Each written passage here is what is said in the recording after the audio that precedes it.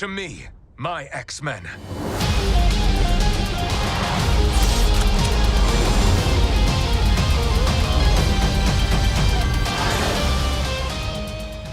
Evet, X-Men 97 animasyon serisi sonunda başladı ve bence çok güzel bir açılış yaptı. İlk iki bölümü hiç fena değildi, hatta güzel çizgi roman referansları da vermişler. Ancak her zaman olduğu gibi ülkemizde Disney Plus'ta dizi yayınlanmadı, hatta dizi hakkında bir paylaşım bile yapmadılar, en azından son dakikaya kadar. Dizi yayınlandıktan 2 saat sonra çok yakında Disney Plus Türkiye'ye ekleneceği söylendi. What If 2. sezondan sonra bir daha böyle bir şey olmaz diye beklerken sanırım hep böyle devam edecekler. Bölümler her hafta çarşamba günü yayınlanacak ve açılış olarak ilk gün 2 bölümde premier yaptı. Sizlere dün söylediğim gibi eğer diziyi beğenmezsem inceleme yapmam demiştim, ancak incelemeye değer detaylar görüyorum. Zaten Marvel bu diziyi boş yere tekrar başlatmadı. Dizide yer alan birçok karakter What If 3. sezonda gösterilecek. X-Men 97 serisi MCU'nun çoklu evreninde yer aldığı için bu diziyi Marvel'ın sinematik evreniyle bağlayacaklar. What If serisinin 3. sezonunda Storm'un torun çekicini kaldırdığı bir sahne göreceğiz. Bu sezon güçlerini kaybeden Storm belki de torun çekici sayesinde tekrar güçlerini kazanabilir. What If 3. sezonda Storm'u görmemizin yanında X-Men'in MCU başlangıcı içinde güzel detaylar var. Örneğin X-Men 97'nin bu sezondaki baş düşmanı Mr. Sinister olacak. Bunun yanında X-Men'in MCU filmlerinde de baş düşman Mr. Sinister olarak gösterilecek. Aslında eski X-Men serisinde de Essex Corp göndermeleri yaparak Nathaniel Essex yani Mr. Sinister'a referans vermişlerdi.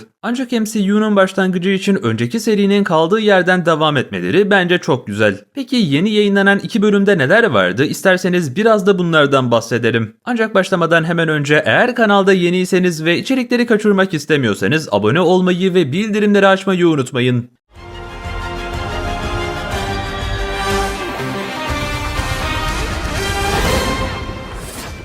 Yeni başlayan sezonda eski düşmanlarla tekrar bir yüzleşme olduğunu görüyoruz. Önceki sezonlarda Charles Xavier bir konuşma yaparken ona şiddetli baş ağrısı yaşatan bir insan vardı. Bu adamın adı Henry Garrick'ti ve kendisi şimdi tekrardan geri döndü. X-Men'in live action film serisinde Henry Garrick Senatör Kelly'nin baş danışmanıydı ve hatırlarsanız onlar da mutantlardan nefret ediyorlardı. Ayrıca serinin başlangıç introsunda Morph'un gözüne bakarsanız Mr. Sinister'ın yansımasını görebilirsiniz. Peki bu bahsettiğimiz Mr. Sinister seriye nasıl dahil olacak? İkinci bölümün sonunda gerçek Jean Grey'in geri döndüğü bir sahne vardı. Evet, gerçek Jean Grey diyorum çünkü burada Scott Sumers'tan hamile kalan Jean Grey aslında Mr. Sinister'ın ürettiği bir klondu. Deadpool 2 inceleme videomda sizlere Cable hakkında bilgiler verdiğim dönemi hatırlıyorsunuzdur. Cable, Jean Grey ve Scott Sumers'ın çocuğu ancak annesi gerçek Jean Grey değildi. En azından benim gibi Wolverine'i daha çok seven birisiyseniz bu detay sizleri fazlasıyla mutlu etmiş olabilir. Çünkü ben zavallı Wolverine'i sürekli üzgün görmeye dayanamıyorum.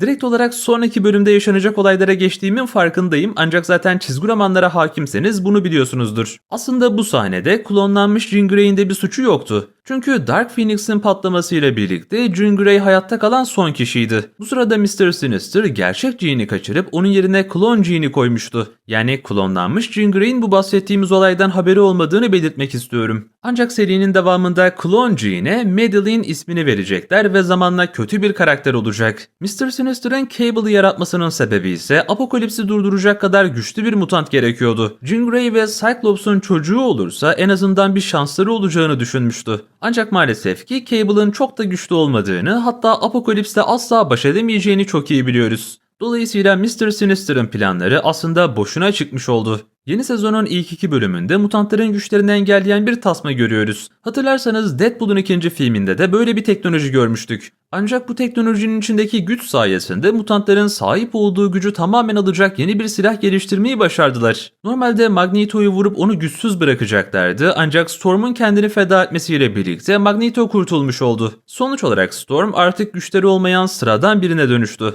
Aslında bu sahnede X-Men Son Direniş filmine atıfta bulunuyorlar. Mystic aynı şekilde Magneto'yu kurtarmak için kendini feda etmişti ve sonra da sıradan bir insan olduğu için Magneto onu terk etti. Filmin devamında aynı durum Magneto'nun başına gelse de Magneto daha sonra güçlerini geri kazandı. Yani aslında Storm da ileride bir gün tekrardan güçlerini geri alacak. Bölüm içerisinde Storm'un çok destansı bir güç seviyesi olduğunu gördük. Storm X-Men'in live action filmlerinde bile asla bu kadar güçlü gösterilmedi. Muhtemelen pek çoğunuz Bolivar Trask'i hatırlıyorsunuzdur. X-Men Days of Future Past filmindeki götten bacak bilim adamıydı. Kendisi Sentinel programını yaratan ve mutantları öldürmeyi hedefleyen biri olarak gösterildi. Master Mold ve Sentinel programına karşı Storm'un muazzam güçlerini görmüştük. Bu arada zavallı Gambit dizinin ikinci bölümünde çok fena aldatıldı. Eğer bilmeyenler varsa Rock normalde hiçbir insana ya da mutanta fazla süre dokunamıyordu. Eğer bunu yaparsa onların yaşam gücünü çalar. Ancak Magneto'nun buna karşı bağışıklığı var. Çünkü Magneto kendi etrafında oluşturduğu elektromanyetik alanlar sayesinde Rock'un güçlerinden etkilenmiyordu.